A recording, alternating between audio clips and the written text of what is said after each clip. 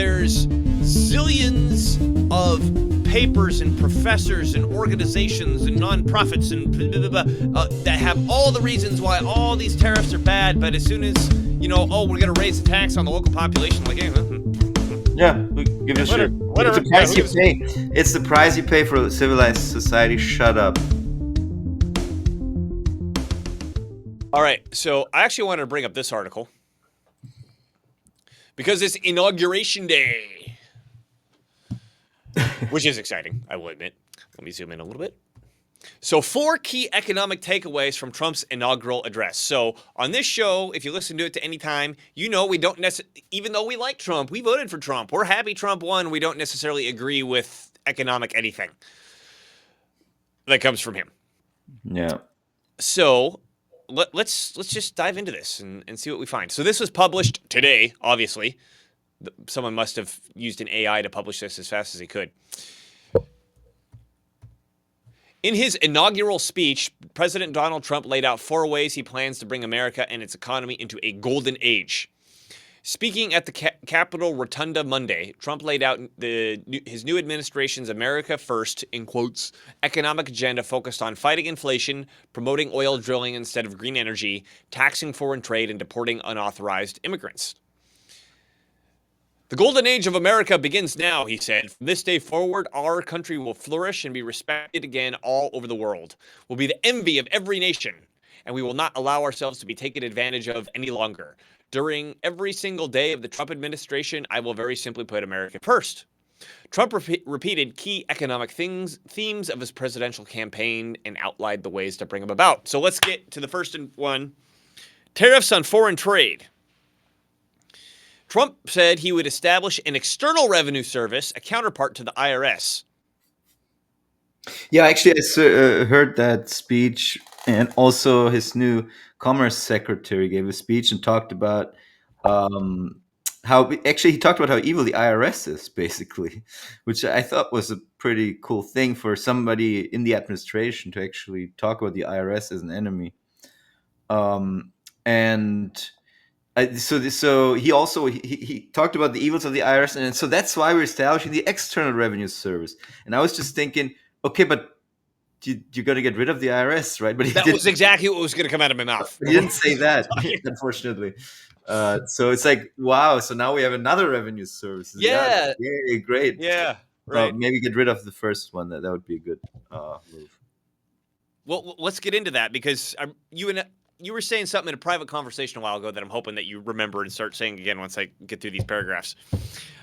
So he wants to make the counterpart to the IRS that would collect tariffs on goods imported from other countries.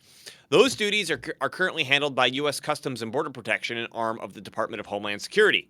The new department could be a busy one since Trump has pledged to impose high tariffs on foreign trade, including Mexico, Canada, and China. Just to be clear, this is obviously propaganda in and of itself. My understanding is he's threatened to use tariffs if they don't change their behavior. It's not like he's just throwing tariffs up to throw tariffs up. He's like, hey, we want you to do something. You're not doing what I want to do. And if you don't do it, I'm going to put on tariffs. That's my understanding.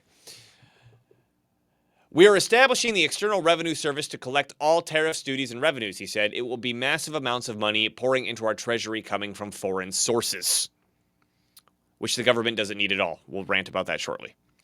Many economists say that the cost of tariffs is not external at all, since merchants typically pass the cost of import taxes on to U.S. consumers. Forecasters have predicted Trump's tariffs will stoke inflation should he go through with implementing them. Establishing a new federal agency would require Congress to pass a law doing so. Nima. Yeah, there's a lot to unpack here. Go ahead. I don't necessarily think that will be the case. They always, this is what we've said before, right? In the mainstream news, they talk a lot about tariffs, which is taxes on foreigners, and every single new tax on a foreigner is a big economic problem that will be bringing about this exact outcome, which is inflation in this case. But they never talk about domestic taxes at all. Like, they don't seem to give a damn at all about taxing Americans, but they have this huge sensitivity to taxing foreigners, which is just, I think, is crazy and overblown. Maybe there will be some impact of from these tariffs on prices, but I don't know, honestly. I don't know which we'd have to just. Okay, why am I Because I by put you myself there. now? Okay. Because Um, you talk it a lot, and I wanted to focus on you. okay. No, Because then I can't see the article, so because I don't have it on up here. So anyway, yeah, whatever. It's we will have to see what happens. Tariffs have always been a thing in this country and other countries.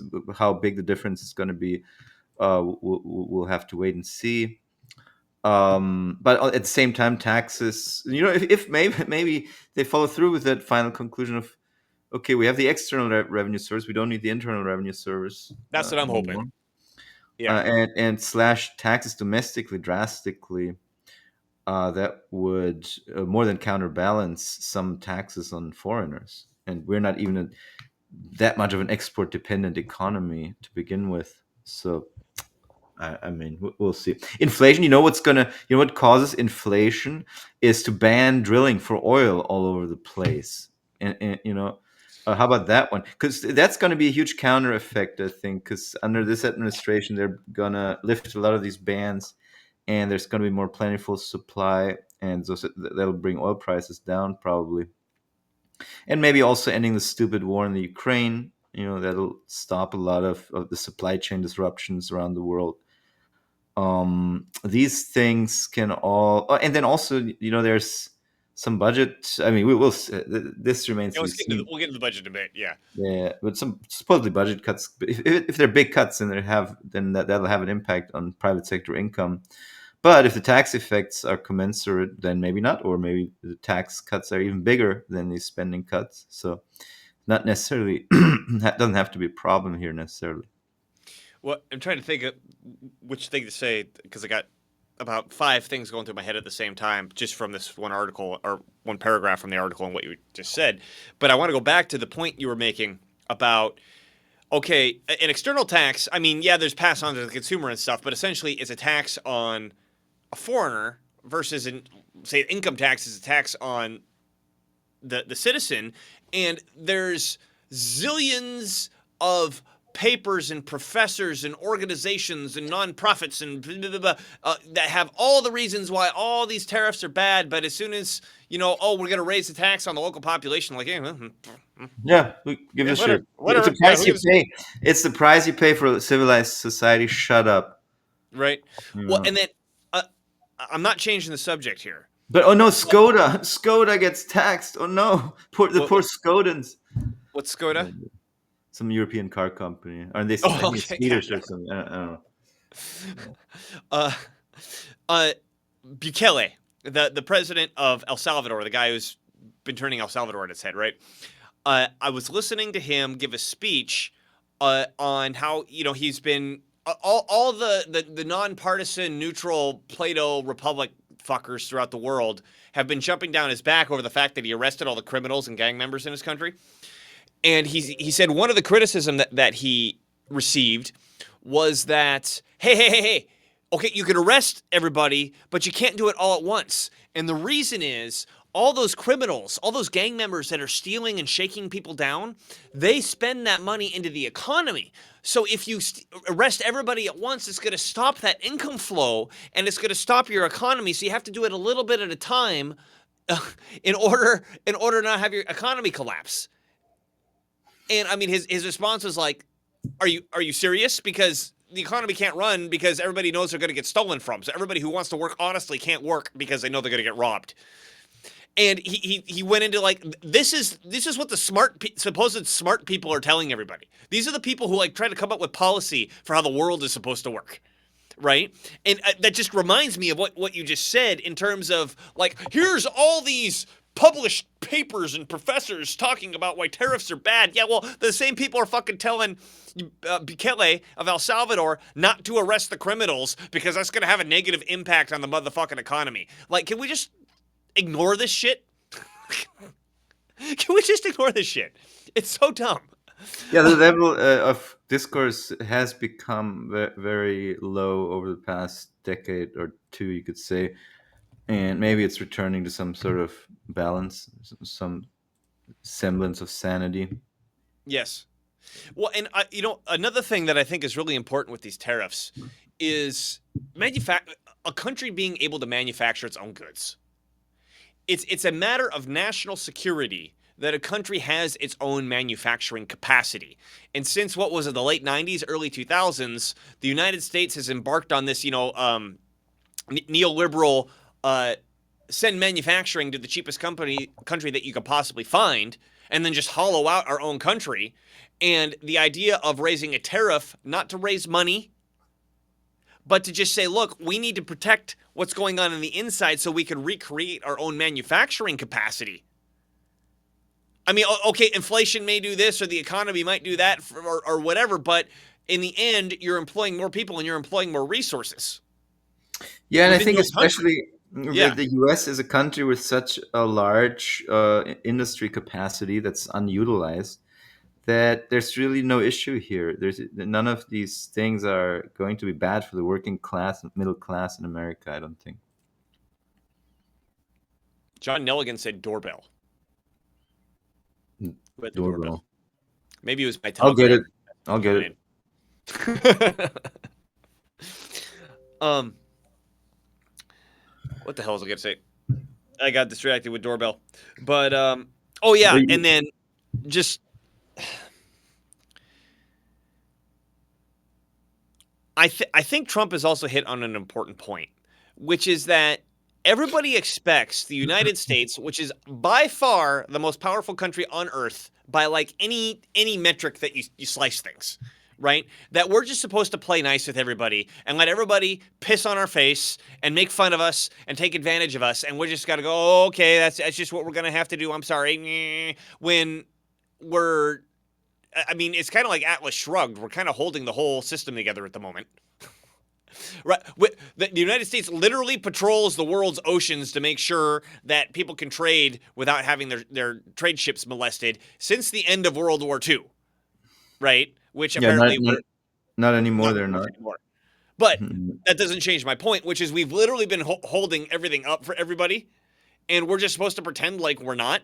And so, I mean, I would argue when Trump's talking about tariffs from Canada, for example, when he's like, "Oh, Canada's taking all our money because there's more imports from Canada than we have exports to Canada, which means more goods are coming to the United States and money going to Canada than the other way around. Therefore, in quotes, we're losing money." I mean, we understand MMT and we know, okay, well, we just printed pieces of paper and digital currency and got real goods and services in return. That isn't not We're actually, necessarily a yeah, bad deal. it's actually a net positive. Yeah, in Yes, terms of real resources available in this country, it's a net positive. yes. So I disagree with Trump in terms of, we got to get the money back into the coffers. Where did the money come from? We could type the number into the fucking coffers. Yeah, We don't need a trade uh balance rebalancing in order to get money.